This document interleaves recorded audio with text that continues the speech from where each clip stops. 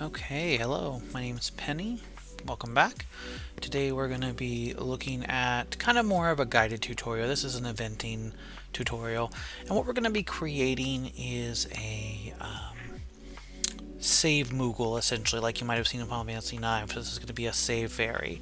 So this is a save point that can talk and have interaction, essentially. Now, I think in modern games it's good to be able to save anywhere, and I don't turn that option off. But you can still have these characters that kind of remind the player this might be a good time to save, there's something dangerous coming up. You could also use them as shops or NPCs. Kind of the sky's the limit. Now, in a situation like this, I might normally use a common event, but since I want some to have shops, some to not, I want them all to have different identities, I'm not going to use that. But we'll see. But I will show you what I'm going to do instead to kind of save some labor. All right, let's jump in.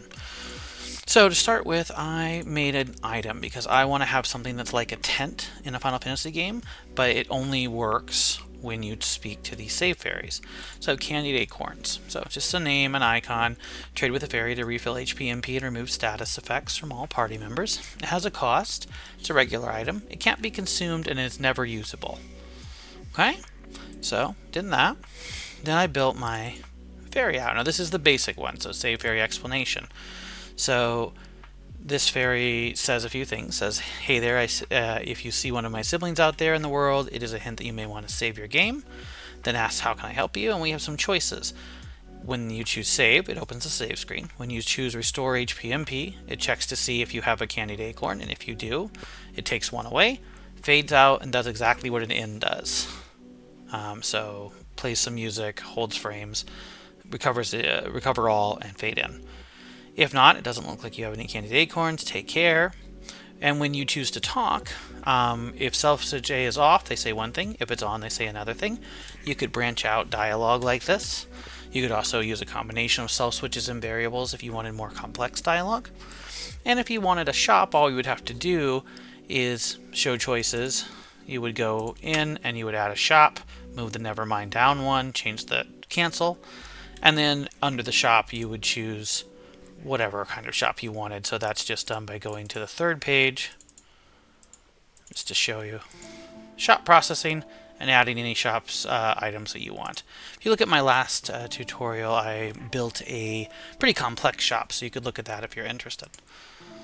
Okay, so that's how it works. Fairly simple. I'm gonna go up to the top.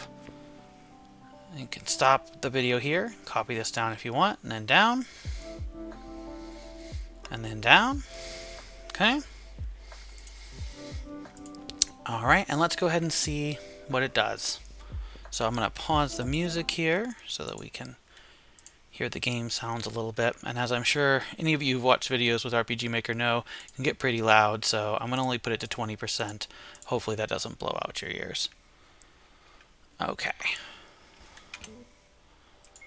Go to new game. Alright, if we talk to him, says the dialogue, brings up the menu. You say never mind, exit out. If you say talk, tells you what they want to tell you. And if you say talk again, the new dialogue, because the switch has been done. If you say restore HP MP by using an acorn, tries to get an acorn, but we don't have one. I put one over here for test purposes. And now we can go.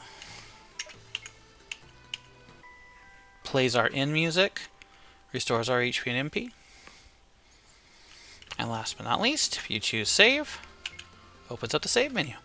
So there you go. That gives you lots of options. You could have these characters moving around. You could have them be part of puzzles. They're full NPCs, but they remind your player to save and give you some options. So if you like the way that Final Fantasy IX did it, this is one way to go about it. Thank you for watching, and happy game making.